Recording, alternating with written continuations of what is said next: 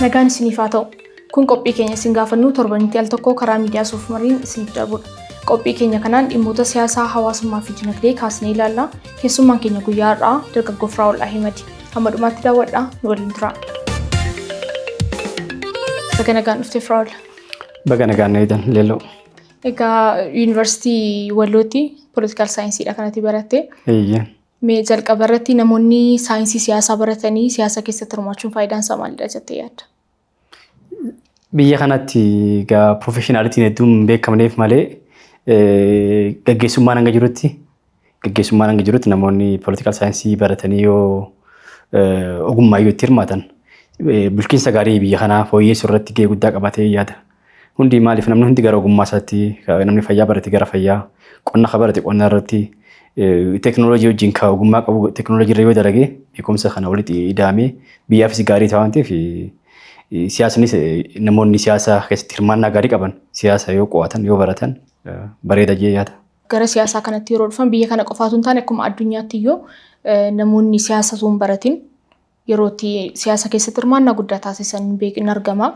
Isa kanaafis si gaafadhee moor garuu namoonni hundumtuu ta'uus baatu namoonni baratan hin jiraatu garuu siyaasni uumamaan akkasumaan barnootaan ala ogummaa isaa argachuu hin danda'ama itti amantaati.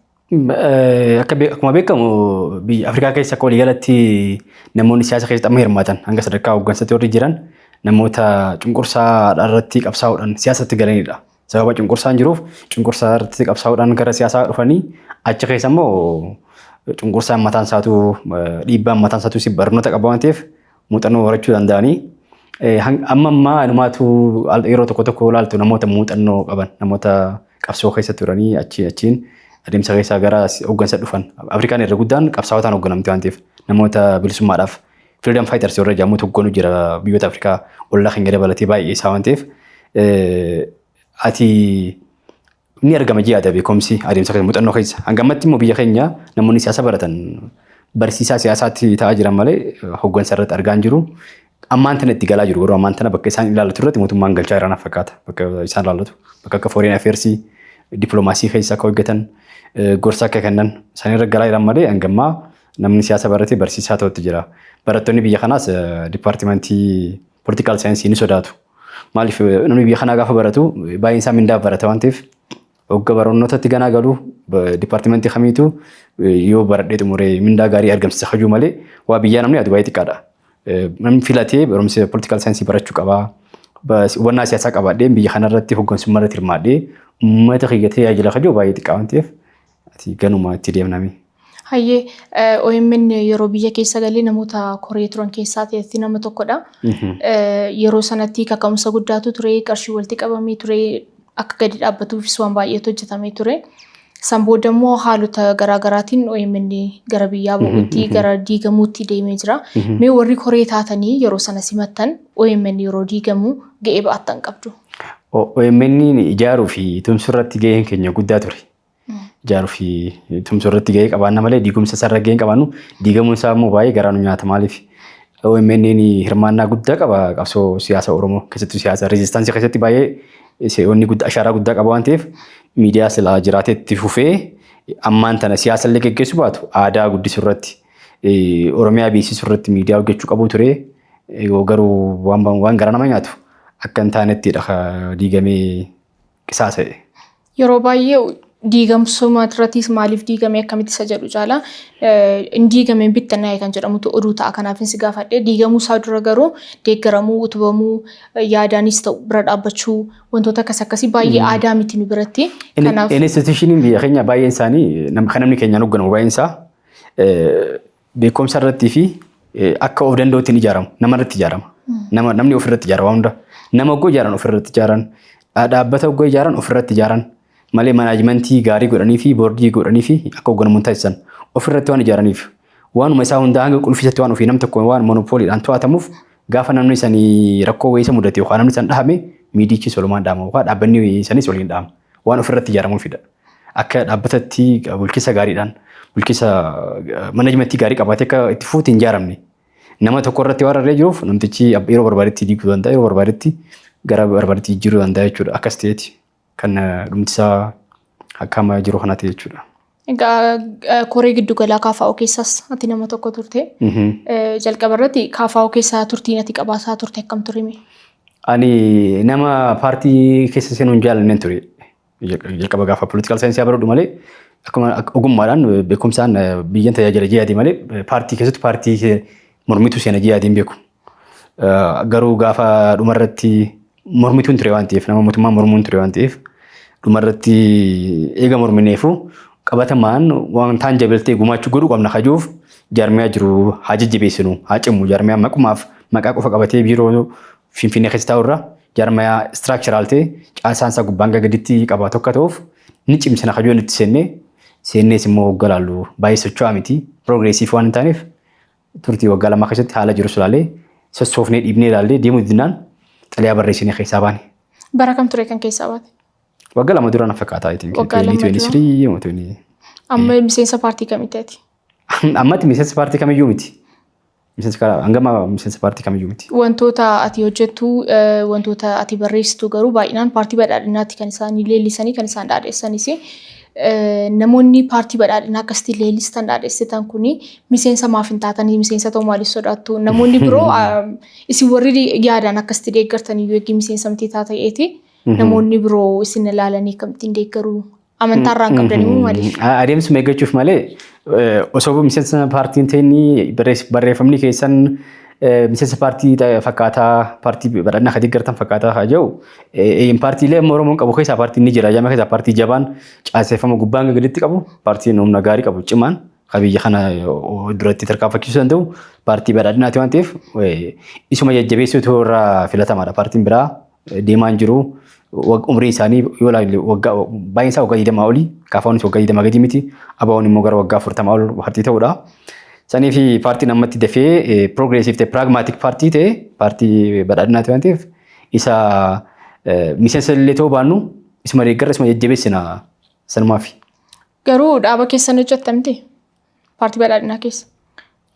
Paartii badhaadhinaa keessa hojjetu warra waliin hojjedha hojii akkamii waliin hojjedha? Hojii ijaarsaa amma bara kanas waan hojjechaa baane ifaadha dhoksatti miti yookaan hojjennee nuti gaafa mootummaa mormuu ifattiidha biyyaa isin baane asuma teenyee mootummaa ifatti maqaa saawwamnee qeeqnaa ifatti nama irratti ijaarree ifatti ijaaraat mormaa turre ammas gaafa immoo gara deeggaruutti gallu sirnicha jechuudha paartii qofa miti wanni guddaan sirna deeggaruuf paartii waliin hojjechuu seennee waan ta'eef dargaggoota ijaaraa baane dargaggoota Oromoodhaa ifatti dhoksaa bakka dhoksaan ta'initti ijaaraa baane itti milkooyinnees yaadan dargaggoota ciccimoo baay'ee ijaarree waan ta'eef. Kanaaf si gaafadhee ofii keessanii miseensa tuun ta'in namoota akkamtii miseensa gootummaa akkamtiin ijaartu se'e? Gaafa ijaaraa baanu kottaatii badhaadhina taa'anii nama tokko hin ijaarree hangama isaa kanatti nama tokko akka paartii badhaadhinaa ta'u afeerree miti. Kottaadha Oromoon sirna tokko sirna jabaa qabaachuu qaba. Mootummaa jabaa qabaachuu qaba. Waan waloo jabaa tokko cimsinee qabaachuu qabna. Nama sirna jabaa qabutu biyya mootummaa jabaa qabdutu siyaasa irratti wal mormuu danda'a. Osoo sirna jabaan gadi hin ijaarin mormuun politikaalii diibeet gochuun hin danda'amu. Hajuudhaan mariin keenya malee kottaa gara badhaadhinatti hajuu afeerraan akkasii hin jiru. Mootummaan kun mootummaa Oromooti jettee amantaa jechuudha. Mootummaa biyyattiiti. Mootummaa Itoophiyaati. Garuu doominaantilii Oromoodhaan hogganamaa. Dhugaa kanaan nuti haallus warri biraa immoo akkasitti beeku maqaan keenyaadha beekamaadha jechuun warra biyya kanaa qofa miti. Warri biyyoota biraas mootummaa Oromoo akkasitti beekan. Maaliif mootummaa kana dura ture gubbarraa hogganu ture warra TPLF ture amma immoo badhaadhina keessaa Oromoota akkasitti hogganaa osoo hin taane badhaadhina hundeessayyuu Oromoodha. Yaadamni isaatis nama Oromootu barreessee paarticha hundeessis Oromoodha. Warri biraas kanaan liqimsan lakkiifoonni kun kan Oromooti miti yoo ta'e liqimsan. Oromoodha warra Oromummaatu ijaaree saboota biraas hammatee deemsisaa jira jechuudha. Mootummaa biyya bulchu tokko garuu akka paartii saba tokkotti ibsuun dhiibbaan qabu jettee yaadda? Akkasitti ibsuun irra hin jiraatu. Hangaan jechaa jiru mootummaa biyyattiiti. Paartii garuu mootummaa biyyattii kana ijaaruu keessatti gaheen Oromoo qabu guddaadha. Amma qofa miti durii seenaa biyya kanaa keessatti namoonni sirnoota turan keessa Oromoon baay'eetu jira. Adda haa godhu immoo mootummaa amma jiru mootummaa paartii badhaadhinaan hogganamu maqaa jechuun nama Oromoo qofa miti keessa jiru nama Oromoo qofa osoo hin taane namoota ilaalcha Oromummaa qaban saanatu paartii san keessa gubbaan gaditti jira waan ta'eef keenya wanni jechuun daangessu hin jiru jechuudha. Kan daawwataa jirtan qophii keenya isin gaafannuti keessummaan keenya guyyaa har'aa immoo dargaggoo Firaa'ol Ahmedidha. Hamma dhumaatti daawwadhaa nu waliin turaa yaadaaf qeeqa qabdan nu ga'uun dagatina. Garee sagalee qawwee obbolaa gidduudhaa callisiisuu yookaan immoo gamtaa qeerroo dargaggoo Oromoo Oromiyaa jedhu keessas akka jirtu odeeffadheen jira. Mee jalqaba irratti gareen sun hamma milkoofne irra jettanii yaaddu? Faayidaadhaan yoo wal qabsiisu baanne gareechi milkaa'eera jedhee yaadaan. Dargaggoota kummaatti lakkaa'amutu ijaaramee dargaggoota koor ta'an warraaqsa keessatti gahee gurguddaa qabaatantu ijaaramee hojiin sana hanga xumuratti deemeera. Milkaa'ina isaa kana boodaatiifis immoo itti adeemamaa jira guutuutti lafa qabatee jechuu baatamus walitti hidhuu irratti intigireet gochuu irratti itti adeemamaa jira. Haa xiqqaatu haa guddatu faalkaa poolitikaa biyya kanaa immoo jijjiireera keessatti Oromiyaa haalli siyaasa biyya kanaa xiqqoo fooyyesseera. Namni akkasitti gama biyya walirratti dulu sana xiqqoo fooyya'aa jira jechuudha. Ani baalaansii hiriira siyaasaa jijjiireera yaadoon san. Egaa yeroo baay'ee iddoo garaagaraatti waltajjiiwwan garaagaraa irratti mootummaa wajjin marii yeroo taasisan walii isaanis yeroo mari'atan kan argamu isaaniiti sagalee qawwee callisiisuu kan jedhu egaa mootummaa amma jiruu fi waraana bilisummaa Oromoo gidduutti ilaalchisa kan akka kanaattidha kan isaan ibsanii. Marii addaa mootummaan alatti garuu eenyu wajjin godhanii beeku gareen kun? Waamichi ni taasifama jechuun ifaadha waan ta'eef gara miidiyaas gara adda addaatiin obbolaa wal waraanuu qabu kajoo. Sagalee qawwee haa callisiifamu kajoo qawween biyyaan waan eegamuudha waan ta'eef qawween guutummaa keessatti hin callisu. Qawween waan daangaa biyyaatiin itti eegamu waan ta'eef. Garuu qawween obbolaan ittiin biyya eeguu abu waliin waraanuu hin qabudha. Oromoon yoo ilaalte garaagarummaan yaadaa baay'een hin jiru. Sadarkaa sagantaa siyaasatti garaagarummaan guddaan hin jiru. Amma Oromoon kan irratti wal waraanaa jiru akkaataa qoqqoodannaa aangoo fi itti fayyadamummaa dinagdee irratti malee akkamitti biyya bulchina irratti malee garaagarummaan siyaasaatii fi sagantaa jiraatee miti. Kanaaf hanga garaagarummaan sagantaa hin jirretti sababni inni tokko daggalataa inni tokko immoo asii wal waraanuuf gidduu kanatti qe'een Oromoodhaa jeeqamuuf hin jiru kajoo kun immoo hubannaa uumuurraa eegalla. Hubannaa maal irratti wal waraanaa jirra kajoo. Garaagarummaa siyaasaa hin qabnu sagantaan keenya baay'ee gargar fagoo miti sagantaa siyaasaa kabadhaadhinaas warri biraa Oromoodhaaf qabsoof dhufudha joos baay'ee wanni jiru qabsoon kana booda godhamaa jiru hangamma godhamaa jiru qabsoo teessooti aangoo hirachuu fayyadamummaa dinagdee akkamitti immoo bulchuu qabna kajoo irratti malee kaayyoo irratti garaagarummaa waan hin jirreef isa kana hanga garaagarummaa kaayyoo hin jirretti immoo wal eeggeessuun hin barbaachisu. Waan gaaffiileen jiran kuni gaaffii karuma nagaatiin qabsaa'aa challenge gochaa jala deebisaatti deemuu qabudha waan ta'eef hubannaa uumurrattidha. Warri biraas waan kana dhaga'anii hanga yeroo dhiyootti immoo warri galaa jiru jira qaamni qawwee isaa qabatee karaa nagaatiin gara mootummaatti galaa jiru jira waan ta'eef bu'aan isaa anuma jira jeyaata mul'achaa jira jeyaata. Egaa garaagarummaan kaayyoon jiru jettee ibsiteeti garuu namoonni hedduun kan jedhani kan isaanis waliin jedhan garaagarummaa kaayyoo guddaan gidduu isaanii akka jirudha. Even gadi buusanii waraana obbolaa gochuun iyyuu qabsoo Oromoo kanaa xiqqoo akka namoonni ol kaasanii akkan ilaallee godha namoonni jedhan jiru. Kan wal waraanaa jiru obbolaa miti yaadadha namoonni jedhan jiru. Isa kan akkamittiin ibsitaati? Ani garaagarummaa yaadaan itti mul'atu. Hoggansi mootummaadhaas itti hidhanii agarreerraa sabboonummaadhaan warra bosona qawwee dhukaasuu gadi miti irraa oli. Waan Oromoo hubachuu irratti illee fedhii Oromoo gaaffii Oromoo beekuu irratti illee warri biiroo yeroo kun irraa oli. Afaan qabatta jiru osoo itti dhiyaattee ilaalte walakkaa namni sabboonaan akkanaa biiroo mootummaa keessa jira fe'etu ajaa'iba seekkisiisa. Sanii fi garaagarummaan hin jiru Oromummaa irratti walii caaluun hin jiru sadarkaa yaadatti immoo hin jiru kuni amma hafe teessoodha aangoo qoddachuudha. Kun immoo waan mariin ta'u biyyi kun biyya bal'aadha. Oromiyaan biyya bal'oodha. Qabeenyas bal'aa qabdi. Yoo walii galte yoo argatteessee mareechuun jiraate waan inni tokko biraa rakkatee inni tokko inni jiru miti natti hin fakkaatu. Baay'inaan immoo namoonni kaayyoo sagalee qawwee callisiisuu kana adeemsisan hedduun isaanii yeroo sooshaal miidiyaa isaanii irrattis haa ta'u bakkoota garaagaraatti wanti argamu namoota mootummaa dhaadheessanii fi mootummaa leellisanidha baay'inaan paartii badhaadhinaa. Namoota paartii badhaadhinaa leellisanidha. Tarii qaamota faallaa jiran kan isin waliin araarsuuf jettan kana gidduu amanamummaa yookaan immoo amantaa isinirraa akka dhabaniin godhu namoonni paartii tokko paartii badhaadhinaa fi waraanni bilisummaa Oromoo dhufanii akka mari'atan haala mijeessina yeroo jedhanii amantaa akka namoonni irraa dhabaniin godhu garee kanarraati. Tarii garee lamanirraa iyyuu namoota garee lamanuu keessa hin jirretu ta'e filatamaa miti. Akkuma isin jee namoonni obbolaa gidduu sagaleen qawwee haa dhaabbatu hajoo waan sana qabatee advocate gochaa jiru warra paartii miseensa paartii ta'ee miti. Kaka'umsa irraa kan ka'edha. Kaka'umsaa fi maaf teenyee ilaalla. Wanni kun maaf dhuman godhanne hajuufuuf wanni kun godhame malee miseensa paartiis miti beekamaadha.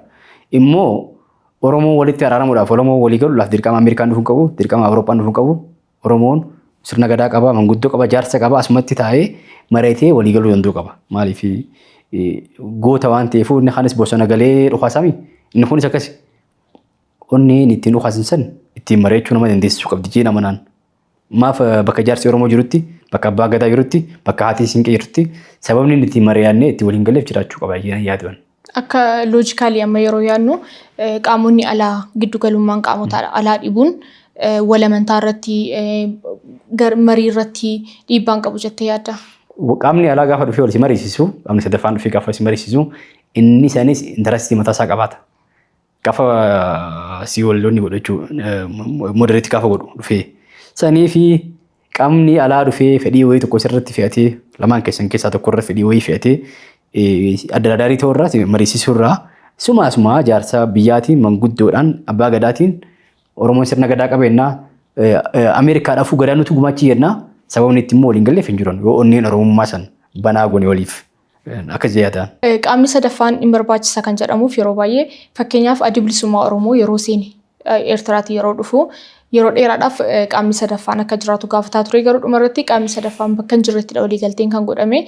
Waliigaltee kanarratti eenyutu maal haalee eenyutu maal dabsee kan jedhu wal amanuufiyyuu qaamni sadaffaan hin barbaachisaa jedhameetu amanama. Addi bilisummaa Oromoo wanti waadaa naa galame baay'ee ni cabeera jedhee ibsaa garuu asirratti dhufee kun jalaa cabee jedhee qaamni biraan kan nu ibsu hin jiru nuuf. Sababa kanaaf qaamni sadaffaan barbaachisaadha jedhamee amanama. Qaamni sadaffaa biyyooti alaa gidduu jiraachuun kan TPLF hin fudhachuu dandeenyamu. Kan TPLF sana waliigaltee TPLF wajjiniin ture qaamni sadaffaan gidduu jiraachuun haala sana ismuus godheera yookaan immoo mijataa taasiseera jedhamee amanama. Kanaaf qabsoo Oromoo xiqqoo ishee gadi xiqqeessuu yookaan immoo waraanni Oromiyaa keessatti taa'aa jiru kuni gadi xiqqeessuun ta'uu qaamni sadaffaan hin barbaachisu jennee yeroo ibsinu. Kan amma 2018 yeroo waraanni Eertiraatti galuu fudhanne qaamni sadaffaan ture dhugaadhaa garuu dhufanii hangam takkatti ilaali obseen jiru isteetii hojii gaafa hojjettu obsa si gaafata akkuma haala qabsoo kanaa miti birookiraasiin hedduu wal xaxaadha biyyi kun biyya dullattii umrii dheeraa qabdudha obsa si gaafata yeroo kan nu si gaafata overnight ammaan tana wanni kana gaafadhee maadii boonni itti hin jiru yoo qaama sadaffaatu waliigaltee takka akka milkaa'u godha jennee kan nu taate qaamni sadaffaan TPLFidhaa fi mootummaa federaalaa hedduus tureera inni sun akka itti fufuun godhu. Koomitimentii gama laachuu jirudha. Yaa sun akkuma jirutti ta'ee garuu waadaan sun cabuuf dhiisuu seerri sun eegamuuf dhiisuudhaaf qaamni sadaffaan dirqama barbaachisaa kan ragaa ta'u yookaan immoo kan abbaa murtee ta'uu danda'u kan kun abalutu balleesse yookaan abalutu cabse seera kana kan jechuu danda'u qaamni sadaffaan jiraachuu hin qabu jettee amantaa.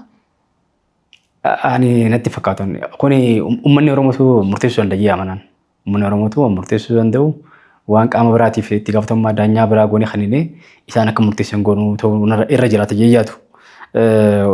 Hagammaas ijoolleen waraana jaarsanyii hojii galanis ijaarsa Oromootiin hagalan manguddoo Oromoo bakka jirutti galan. Sun immoo waan guddaadha. Yoo xiqqaate nama al takkatti gara nama kudhaniitti galee hedduu jijjiirama fideera naannoo kanarratti keessattuu nageenya naannoo kanaa bu'uurratti. Saniif hanga qaamni alaa dhufee waliin nu araarsuun eegaa jettee yoo maal jette yeroo hunda wal waraanaa jiraattaa jechuudha. Maaliif waraana ammaan tanaa keessatti qaamota alkallattiin hirmaatantu baay'ata. Qaawwaatu banama. Biyyi kun biyya hojjechaa guddachaa jirtudha. Qabeenya qabdi, risoorsii uumamaa gurguddaa qabdi. Qabeenyi kun immoo qabeenyi by nature diina harkisa. Biyya akkasii qabattee qawwee qabattee gaafa achi baatu qaamni biraatti hirmaata si jajjabeessa yoo ati galuuf yaaddeewu akka hin galle si gorsa malee galiitii hin jiru. Saniif ani waraanni ala tafuunis qaawwa banee malee uumaa godhin qabu.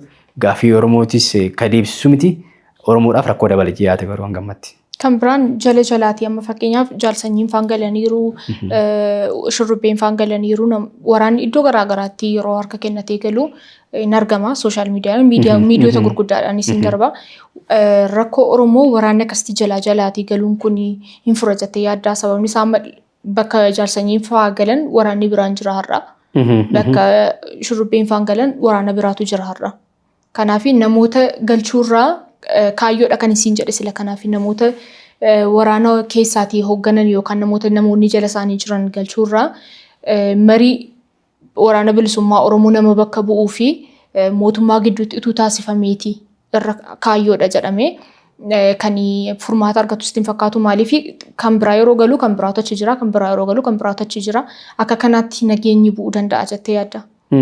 Hoggansi jaraa ka waliigalaa qalbii horatee murtii keessa sana murteessee yoonii fi mootummaa wajjin mareetee galee waan bareedee ture. Iddoo kanatti muramee galuu baatee bakka takka galee. Garuu hundi hanga waliigalanitti jaamee namni qalbii qabu sacha keessatti wajjin miidhamuu irra hin jiraatu. Namni qalbii qabu namni lakkii wanni kun waraana kun barbaachisu jee taa'ee gurra hin jiraatu galuu irra jiraata. Dirqama hanga hunda keenyaan hubannutti hajuu sirrii natti fakkaatu.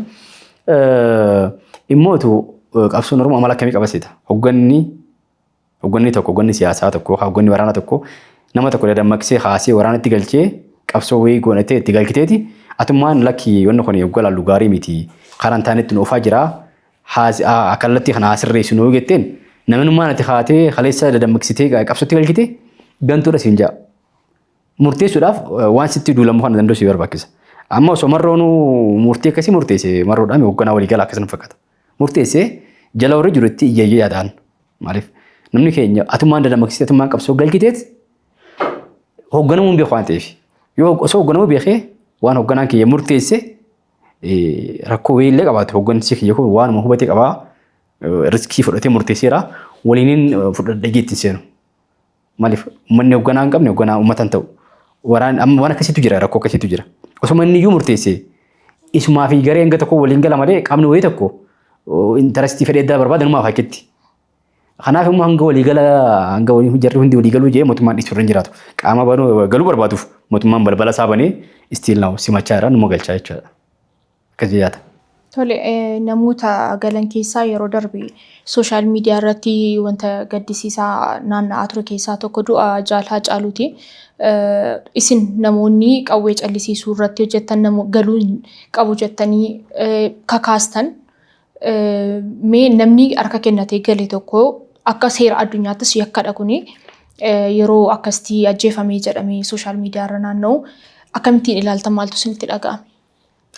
Ani odeeffannoo gaallee qabu garuu qaamni biyya tokko keessatti lammiin kamuu ajjeefamuu qabu jedhaman. Qaamni kamuu garuu biyya kanatti adda haa godhu namuma waraana deeggaruutu namuma waraana leellisu.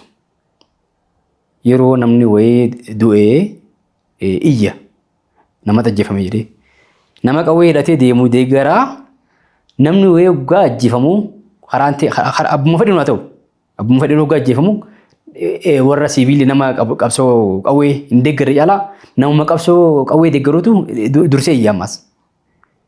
Yoo du'a namaan jaallattu taate qabsoo qawwee deeggaruu hin jiraatu jedhaan. Amma qamucaa galee qaama hamtu geessa kajoo wanni qulqullaa'ee hin jiru. Jechuun jettee miidiyaa irraa achi deemuu ta'e malee mucaan karaa nagaatiin nama galee toosaa malee wanni mirkanaa'ee hin jiru. Garuu qabsoon qawwee mataan siitu impaaktii akkanaa qabdi miidhaa akkanaa qabdi boodarra jechuudha. Warri kun amma osoo galeesi miidhaa uumantu jira isaanis bakka socho'an irratti waan godhantu jira waan ta'eef diina dhuunfaayyuu horataniiru. Eegumsa isaan barbaachisa yoo galanis eegumsa isaan barbaachisa. Eegumsa sana eenyutu kennuufii qaba ture? Tokko mootummaa akkanuu qaba. Garuu ani kam jechaadha amma beektaa? Kun iyyuu bu'aa qabsoo hidhannootiidha jechuudha. Bu'aa qabsoo hidhannoo san deeggaruu biyya tokko keessatti mootummaa malee qaamni biraa godhate waan akkanaatti ta'a. Amma eenyu godhee maaliif beekna waan kana jala murree mootummaa malee qaamni biraa hidhateera waanuma ta'e hunda mootummaadhaan murteessuu hin dandeenyu. Mootummaan yaa qabumaa immoo mootummaa alatti qawween barbaachisaa kan taane itti waliigaluun irra jiraata. Mootummaa alatti qawween biyya tokko keessatti hidhachuu qabu mootummaa qofa. Qawwee qaamni lama hidhannaan ni miidhama namni miidhamuun isaa miidhaan isaa hin hafu. Immoo namni nama du'e gaafa namni du'e lubbuu namaa mararfatu dursee iyyuu qabsoo hidhannoo qaama mootummaa malee qaamni biraa keedhatu abadan jajjabeessuu irra jiraatu. Akkasii yaama. Mootummaan illee ajjeesuu mucaa kana namoota ni dhiisee dhufees haa ta'u. Kan ajjeesee mucaan kun garuu harka kennateera. Already karaa nagaa labsii labsamutti amanee dhufee harka kennateera. Eeggii harka kennateeti gaafatamuun jalqabaa ani mootummaadha jedhee nama maaliif harka kennateera mucaan kun waan ta'eef gaafatama jalqabaa kan fudhachuu qabu mootummaadha. Wantoonni akkanaa immoo isin namoonni sagalee qawwee callisiisuu jettanii yeroo baay'ee dubbattan gareen akka kanaa ifaan ifatti baatanii balaaleffachuu qabdu jedhee wanta amanuuf hin si gaafadhe. Maaliif isin har'a namni tokko galee akkana ta'e bor namni biraa akka galu gaafachuu itti fuftanii yoo agartee jiraatti gara miidiyaarraa eenyuyyuu dura ijoolleen gamtaa kana keessatti waliin qindeessaa turreetu ajjecha mucaa sanii balaaleffate. Eenyuyyuu mucaa sana ajjeesu ka dursee balaaleffate. Ka barreessee waan kana laalamuu qaba hajee ijoollee sochii sagaleen qawwee obbolaa hedduudhaa haa dhaabbatu ijoo kanaatu dursee barreesses wanni kun laalamuu qaba. Qaamni waan kana raawwate eenyuyyuu haa ta'u qoratamee adabamu seeratti dhiyaachuu qaba hajee ijoollee sochii kana keessa jirtudha. Tolemii akkuma waliigalaatti iyyuu immoo Oromiyaa keessatti nageenya waaraa fiduudhaaf furmaanni maalidha jettee yaaddatte akka dhuunfaatti? Oromiyaa keessatti nageenya waaraa fiduudhaaf gamni hundi dirqama itti gaafatamummaa baachuu qaba. Gamni hundinuu warra hidhate qofallee miti. Namnummaan mana taa'u siviiliin illee dura yaadama nageenyaa san qabaachuu qaba. Namni keenya nagaa fadhaa garuu waraana deeggaruu irra hin jiraatu. Waraanni hidhate yaadaan illee uummata kun deeggaramuu irra hin jiraatu hin jaan. Nageenyi nama dhuunfaa eegala waan ta'eef keessoo keenyatti nagaa'uu qabna. Ofii waliin nagaa qabaachuu qabna. San booda naannoo keenya irratti nageenya qabu hojjechuu qabna. Hundi keenya nageenya qabuuf yoo shoora keenya baanne idaamee sanumaatu nageenya biyyaa buusa hajee yaadaan. Gama hundinuu keessoo keenya ofirraa kaanee nagayaaf hojjechuu, nagaa qabaachuu, nageenyi keessa namaa jira. Keessa kan kee jiraate wanni itti haasoitu nagaa, wanni itti barreessitu nagaa, hafuura nagaa waan ta'uuf isa kanaa babal'atee nagaa biyyaa ta'a. Sadarkaa sanirraa keetti irratti hojjetamuu irra jiraatu waan ta'eef lammiileen dabalatee qaamni hidhatee mootummaan hundi waan wal irratti ilaaluu qabnudha wanni nageenya. Waan qaamni tokko qofti fiduu danda'u miti. Mootummaan qofti mataan isaa nageenya buusuu hin danda'u.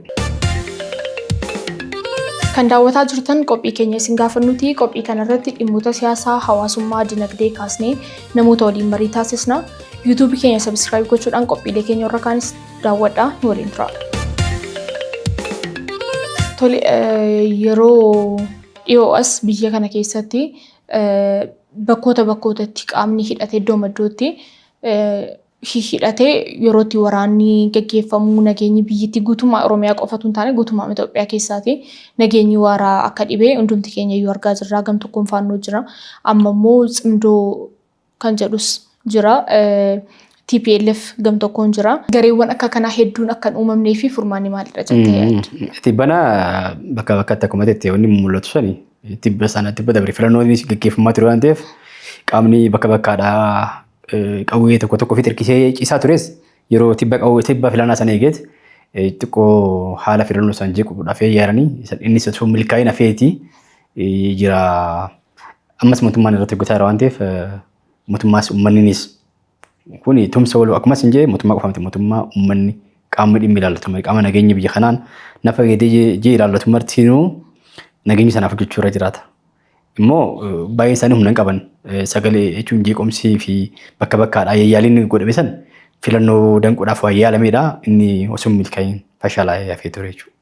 Yeroo baay'ee rakkoowwan biyya kana keessatti ka'aniif TPLF gaafatamummaa kan fudhatu waraanni iddoo wayiitti yoo ta'e rakkinoota jiraniiti bara TPLF kanatu ta'e bara TPLF sanatu ta'e uummanni kana miidhamee biyyi kana miidhamee waa hedduu kaasnee tarreessina wantoonni sun dhugaadhas. Garuu amma yeroo jiraachaa jirru kana keessatti immoo bakkoota hedduutti daangaan Oromiyaa cabeera, bakkoota hedduutti uummanni buqqeera, bakkoota hedduutti namoonni ajjeefamaa jiru qaamota hidhatanii jiraniini. Warri kun ajandaa bara TPLF caalaa yoom ajandaa ta'u?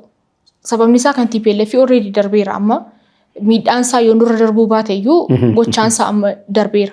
Amma garuu gochoota warra amma ta'aa jiran uummanni qeerraa buqqa'uun, uummanni ajjeefamu, uummanni barumsaa dhaabbachuun, bakkoon fayyaa jiraachuu dhabuun waan guddaadha baay'ee wanta uummanni baay'ee miidhamaa jirudha. Ajandaa guddaa yoom ta'u warreen kun? Akkuma ta'u haaste jechuun wanni isaa bu'aan isaa wanni tokko hojjetamu TPLF aangoo biyyaalessa aangoo giddugala irraa ka'e malee siyaasa biyya keessaa biyyaatti irraan fagaanne. Bakka bakkatti immoo rakkoon amma mudatu rakkoo isaan kaanis osuma aangoo irra jiranii tottolchaa turanidha. Maaliif uummata maayinooritii turanii sababoota gurguddaa kana isaantu gubbaa ta'ee bulchaa ture waan ta'eef yoo qoqqoodan malee yooniif rakkoo bakka bakkatti rakkoo daangaa naannoo fi naannootti rakkoo daangaa uumuu sabaa hedduutti immoo jibbiinsa uumuu kanarratti hojjetan malee akka turuu hin dandeenye beekan. Isa baay'ee hojjetanii turan itti milkooyne aangoo biyyaalessaa aangoo giddu galarraa kaanis garuu hojiin isaa yeroo san dalagaa turan ammallee jira. Ammallee immoo isaanis rakkoo uumuudhaaf bakka adda addaatti rakkoolee uumuudhaaf bagataan gara wanniitiin gara qaama adda addaa tolfatanii numa hojjetu hin ta'an harka maratanii ta'an jiran beekamaadha. Isaanis qaama biraatiif warra bakka bu'ee hojjetu akkasumatti immoo qaama isaa xixiqqaa biraa tolfatanii daangaa irratti rakkoo uumuu bakka bakkatti. Sun waan bu'aan rakkoo fi uumeedha waan dabre jennee dubbannu miti. Ammallee waan irratti hojjechuu qabnuu fi waan yeroo gaafatudha. Egaa uummanni kun filannoo biyyaalessaa irratti ba'ee filateera. Akka firii boordiin filannoo biyyaalessaa ibsetti paartiin badhaadhinaa injifateera. Paartiin badhaadhinaa eggii filameeti. Rakkinni sun akkuma jirutti ta'ee kan bara tureetu nurra bubbulellee yoo ta'e uummanni kun mootummaa eggii filateeti, eggii biyya mootummaa qabu keessa jiraateeti yoom aara galfata. Sababni isaa ijoolleen isaanii barataan jiranii, waraanarra jiru, qe'ee isaanii dhiisaniiru, qotataan jiranii akka nuti magaalaa irra teenye ilaallu kana miti baadiyyaatti uummanni gidiraa hedduu keessa waan jiruufi uummati sun yoom boqotaa tariiti. Ani immoo haalli fooyya'aarra jiran fakkaata iyyuu akka nuti yeroo kana guutummaa barachaa jiran qotachaa jiran jeeyyaatu. Fakkeenyaaf akka Oromiyaa fudhannee rakkoo nageenyaa ulfaataa keessa akka ture Wallaggaadha. Wallaggaan immoo fooyya'insa gaariirra haala gaariirra jira. Hojii nageenyaa baay'eetu hojjetameeti. Nageenya naannoo sanitti deebi'ee naannoo biraas xiqqoo rakkoo mul'atu malee Harargeen irra fooyya'aa nageenyaan irra fooyya'aadha Oromiyaa keessa. Bakki hedduun nageenya fooyya'aa qabaa barumsi ilma jiraa namni qotata. Osoo amma akka jennu kana namni guutummaa qotachaa hin jirus barachaa hin jiru ta'e immoo rakkoonsaa akkamitti nuti bobbaanii gallatteeti. Immoo mootummaan kaleessaadha filannoo injifatee yeroo gaafata. Mootummaan kun tarmii lammaffaasaa waggaa 5 dabree bulchaa ture. Tarmii lammaffaasaa kaleessuma injifatee immoo kutannoo gaarii qabaa nageenya buusuudhaaf hojii misoomaa daran cimsetti fufuudhaaf waadaa galansan mirkaneessuuf kutannoonis qophaa'ummaan jirus baay'ee bareedaadha. Wanni hundi irraa tajaajila. Tole wantoota akka kanaa garuu rakkoowwan akka kanaa jiran yeroo dubbatamu gurratti kennuu dhabuurra yookaan rakkoo salphaadha jedhanii salphisanii yaaduurra tariitii uummanni keessa jiru anuma fakkeenya naannoo Wallaggaa naannoo daangaa Amaaraa irra jira warra akka Kiiramuu Giddaa warreen kuni har'ayyuu uummanni buqqaatuma jira naannoo sanatti. Kanaafi tariitii uummanni kunis immoo hin eega furmaatan barbaada jaatee fi isa kanaaf si gaafadhe wantoota kana garuu gara miidiyaatti fiduun barbaachisaadha jettee yaaddu fakkeenya gara miidiyaa fiduun sagalee gurra uummataa bal'aa bira akka ga'u gochuun namoonni hedduun akka sagalee ta'an gochuun ajandaa gochuun nageenyadha waan ta'eef. Ammas taanaan miidiyaan keenya sooshaal miidiyaa dabalatee yuutuubii hundummaanuu kabareeji guddaa kaa'annuuf buqqaatiidhaa fi rakkoo nageenyaatiif. Harka caalaa miidiyaan Oromoodhaa olooftee gaxooftee namatu du'ee namatu ajjeefamee namatu buqqeedha. Baay'eensaa wanni kun hanqina wanni jiru hanqinni kabareeji hin jiru yaadaan waan akkanaatiif ilmaatu. Sadarkaa barbaadamu walitti waan kannamuu fi nageenya waan jirullee nutti fakkaatu. Amma namni tokko biyya keessa hin jiraanne tokko miidiyuma qofoo ilaalusee yoo qabatamaan dhufee biyya kana ilaaluu baate biyyi waraana hamaa keessa waan jirtu itti fakkaata. Hoggaa keessa deemtu maan jiran nagaan maangoo karaa cinaa morochaa deemta. Saniif guutumaa guutuutti akkanas yaadu kabareejiin hanga barbaadamu ol kannameera. Garuu irratti hojjetamuudha malee kan barbaachisu rakkinni odeeffannoo jiru waan ta'eef namni tokko bakka gadii kana miidhame hooggansiisii dhagayaa hundi keenya yoo dhageenya. Waan san bifa istiraakchiraal ta'een gadi bu'amee irratti hojjetamuu barbaachisa malee miidiyaan eenyuuf wayi faranjiin dhuftee nageenya nu buusti hooggansuma keenyatti buusa waan ta'eef numatti buusa waan ta'eef hawaasuma kanaatu mootummaa waliin ta'e nageenya isaa buusu irratti dubbachuu qaba malee hanqinni kabareejii jira jeyyaatu. Kabareejiin hojii misoomaa caalaa piroojeektii mootummaan hojjetee piroojeektii uummataa caalaa waan gaggaarii dalagame hedduu tokko caalaa buqqaatiidhaaf dhumaatiidhaaf kabareejiin kana biyya kanatti. Namni waan negatiif arguu jaalata waan ta'eef yuutuubariillee waan san irratti xiyyeeffata. Tiktokariinis waan akkasii irratti xiyyeeffata. Dhumaatiin hanqina kabareejii qabdi jeyyaatu. Tole egaa naannoo Harargeetti konkolaachistoota jimaa fe'anii deeman halkan rakkinni akka isaan mudatu saamicha akka jiru ajjechaan akka jiru kafaltii garmalee akka kaffalanii maal hin dubbataman dhaga'ama yeroo hedduu. Atis immoo naannoo sana waan taateef dhagaaffii kanas gaafadhe. Mee wanti kuni furmaati isaa ati akka dhuunfaatti maal ta'uu danda'a jettee yaadda? Wanni jimaa wajjin qabatu xiqqoo wal xaxaadhaan illee garuu waan akkuma isin jee tibba dabre godhamaa ture tibba filannoon ture san godhamaa ture san duras wanni akkasii baay'ee guddaan hin turre immoo itti yaadamee godhame itti yaadameeti waan humna qabdu naannoo san jiraatee sun taane ummata Harargee kana kakaasuu barbaadu qaamni kamiyyuu ummata Harargee kana dallansiisee mootummaa akka mormu barbaada maaliif ummata warraaqaadha jiyaatu hundinuu jekka tokko jira jecha Mararaa Guddinaa na fakkaata hanga Harargeen jiru Oromoon hin gabroomu hajoo tokko maaliif Harargeen dafeetii mormaa dafeetii warraaqa dafeetii mormii kanatti dafee seenaa hajuuf na fakkaata warri waan kana qabatee yeroo hunda sochii bakka biraarraa eegaluu fi sochiin mormiidha sochiin akka Harargeerraa eegalamuudhaaf tuttuqan ummata dallansiisuudhaaf wanni hedduu godhamee uummanni keenya garuu waan sana ni didee rakkoon nageenya gara san jiru ni furama mootummaan baay'ee irratti dalagaa waan ta'eef qaamni nageenyaa waan kana irratti. Kan daawwataa jirtan qophii keenya isin gaafannu torbantii al tokko karaa miidiyaa Soofmariin isiniif darbudha. Hanga dhumaatti daawwadhaa nu waliin tura. Egaa akka biyya kanaatti wanta guddaa yeroo darbee as xumurame keessaa tokko filannoodha. Mee filannoon akkam ture? Filannoon baay'ee bareedaa ture. Filannoo biyya kana keessatti godhame keessaa hangammaa godhamaa ture keessaa filannoo Itoophiyaafis Gamba Afrikaatiif filannoo fakkeenya ta'e Afrikaadhaaf filannoo fakkeenya ta'edha. Filannoo Afrikaanuu abdiitti horatteedha filannoon biyya kanaa maaliif yeroo Itoophiyaan filannoo gaggeessitu Afrikaan hundi biyyi kun biyya hin koloneeffatamini biyya Pan Afrikaanizimii irratti adda durummaadhaan qabsootti waan ta'eef filannoon Itoophiyaan marsaa kana gaggeessite filannoo Afrikaadhaaf illee abdii ta'edha jechuudha dimokiraasii itichuu irratti. Mee filannoowwan hagammaatti jiran irraatii maaliin adda ta'a maaltu addadha jechuu dandeenya? Tokko warri ABO's dorgomeera dorgomtoonni dhuunfaa baay'ee jira biyya kana keessa ABO'n Finfinnee irratti illee barcuma argatee odeeffannoo qabuun inni seeneera bakka bu'ummaa argatee seeneera sanii fi filannoon godhamaa ture haalli itti deemaa haalli itti kaampeen godhaa turanis hedduu bareedaadha. Fooyya'aatuma deemaa yaadam kana filannoon kana dura godhameera filannoon kun baay'ee fooyya'aadha. Kettaan immoo kana caalaa bareeda ta'a. Bu'uura cimaa akkamii dimokiraasii biyya kanaatiif filannoo bara kanaati. Gadda dammaqiinsi uummataa filannoo irratti filannoon yeroo filatamu wanta har'aa qofaatu hin taane waggaa 5 dhufuuf nama bakka bu'uudha kan namni filatu jaatee fi haqa qabeessummaa isaarraa amantii qabaachuun dammaqiinsi uummataa maal fakkaata ture mee? Uummanni hedduu kaka'umsaan eegaa ture filannoo hanga guyyaa kaardii fudhatee hanga guyyaa filannoo san gahutti. Biyya kana duraan yeroo filannoon gahu jala bultii filannoodhaa galgala sana paartiilee namoonni paartii mormituu bakka bu'an ni hidhamu. Namni qeerroo ta'ee xiqqoo qeerroo naannoo sana irratti dhiibbamu ni hidhama. Halkan sana namatu hidhama bula yeroo hunda jala bultii filannoo irratti. Barana filannoon bilisa ture abbaa fedheetu gabbee namni kaardii isaa qabatee barbaade filee Afrikaa irraas bakka adda addaa irraa Yurooppaa yuuniin dabalatee taajjabdoonni dhufanii ilaalaa turan.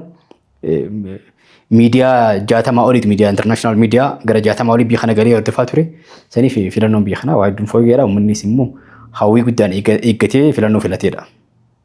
Tole egaa yeroo dhiyoo as ajandaawwan waloo kan ta'anii kan namoonni irratti waliin galamne akka sabaatti akka Oromootti duwwaatu hin taane akka Itoophiyaatti wantoota irratti waliin galamne baay'een isaanii marii biyyaalessaatiin akka furamaniif ajandaawwan funaanamaa turanii. Mee dargaggoonni ati dargaggeessa waan taateef marii biyyaalessaa kana irratti yaada isaanii galchuun ajandaa isaanii kennuun hammam fayyada jettee yaaddu? Baay'ee fayyada malee. Jalqabummaa irraa gaafa koomishiniin marii biyyaalessaa gaafa eegalu organize goone itti galuu irra ture. Itti gallee namuu yaada qabu yaada jechuun wanni kun silaa sirratti kun silaa hanqinni kun furame waan jennee yaannu sana itti hiriirree yaada gumaachinee bareedaadha. Qaamni baay'een isaa gumaachaatuma ture. Immootu akkuma beekamu waan tokko eegalamee ni busheessinaa maal jennaa eegoon isaan dabre immoo gaabbina. Saniif koomishinichatti yaada dhimma biyyaa wajjin qabatee dhimma Oromiyaa wajjin qabatee yaada gumaachuun baay'ee fayyadas amantaas qabaachuun irra jiraata. Maaliif waa shakkaa waa goonee xiqqoo waa wayii argamee gara biraatti coorraa Ogummaa duraatu amantaa gaarii qabaachuu keessoo keenyatti. San booda immoo waan nurraa eegamu sana goonee eeguu irra ture waan ta'eef dargaggoonni baay'een immoo san godhaniiru koomishinichi akka gaariitti hangammaa deemaara. Ajandaa irratti mari'atamuu qabu walitti qabee itti deemaa jira waan ta'eef Garee gaarii Hirmaannaan dargaggoota garuu walumaa galatti maal fakkaatame achi keessatti? Inuma jedhan jaatan dhuunfaan hirmaachuu baadhus ilaala garaa wanniti hirmaannaa gaariitu jira jaata. Mee dhumarratti dargaggoota keenya keessumaatii namoota siyaasa keessatti hirmaatan wanti gorsitu maaltu jira? Dargaggoota keenya akka waliigalatti keessattuu namoonni under 25 jiran barnoota irratti hojii kalaqaa irratti yoommoo kana keessa jiraachuu illee baatan biizinasa shaakaluu irratti biizinasa adda addaa fedhanii isaa kasaaranii biizinasa shaakaluu irratti otoo xiyyeeffatanii ogummaa horachuu irratti maaliif hundumaan siyaasatti hundumaan qabsoo dur jaarraa fi elemoo fi Taaddasaa Birruu faan qabsaa'aa turaniif san irra deddeebi'urra sana jarri qabsaa'anii fi jiranii nuti immoo bu'aa isaanii jiraachaa jirra waan ta'eef amma immoo kan barbaachisu barnoota ogummaadha dinagdeedha waan ta'eef isa irratti osoo xiyyeeffannee miicu wanumaa ilaalulee walumaa gara miidiyaa ilaalus waan maaliif intarneetii maallaqaan binnee ilaalla waan ta'eef intarneetii keenya wanni maallaqa itti baafnee ilaallu waan beekumsa keenya irratti waa dabalan ogummaa waan itti firannu hojii irra jiru irratti waan nu jajjabeessan yoo ta'e irraa filatamaadha hajoodha. Namoota immoo siyaasaa keessa jiran hanga danda'ametti siyaasa uummata tajaajilu siyaasa araaraa siyaasa walitti nama fidu siyaasa waloomaa jechuun kan akka muummichi ministeeraa ofuu madda marka jiru saayinerjii siyaasa akkasii soofne siyaasni idaamuudha waliin hojjennaa waliin immoo biyya ceesisna hajuu waan ta'eef maaliif falaasama siyaasaa addunyaa jiran keessaa falaasamni kun zabbasti waan maaliif kapitaalizimii jira liberaalizimii jira sooshaal dimokiraasii jira falaasamni idaamu immoo falaasama haayibiriididhaa fi piraagmaatik ta'edha. Yaada akkasii qabaannee yoo itti deemne siyaasni summaa rakkoon qabu garuu dargaggoonni keenya guutumaa guututti siyaasa namoota muraasa siyaasa kana irratti hiriiranii malchichuurra nama ogummaa fiitiin osoo gumaachee habaromsa jiru baromsatti cimaa ta'u. Kan dinagdee irra yeroo dinagdee isaa sirriitti hojjetee itti milkaa'u kalaqa jajjabeessuu namuu yeroo fi ogummaa fi mul'ata ofirratti osoo balleessee hin ja'a. Ayyee galatoomii waamicha keenya kabajee istiidiyoo keenyatti waan dhufteef guddaas galateeffannoo ulfaadhu. Isinis galatooma ulfaadha. Qophiin keenya isin gaafannoo torban kanaa kan hanga ammaa ture torban ajandaa biraa keessummaa biraatii walitti deebina hangasitti nagaan tura.